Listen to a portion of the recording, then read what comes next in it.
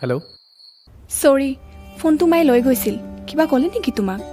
নাই নাই মই মেনেজ কৰি ল'লোঁ পিছে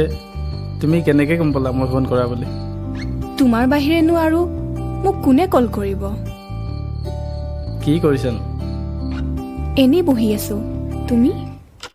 তাক আৰু দুচৰমান দিবহে লাগিছিলে মোৰ আজি তোমালৈ বহুত বেয়া লাগিছিল জানা তুমি এনেই ছাছপেণ্ড হ'বলগীয়া হ'ল হেল্ল' হৃদয় অঁ হেল্ল' শুনিছানে অঁ এটা কথা কওঁ অঁ কোৱা আই লাভ ইউ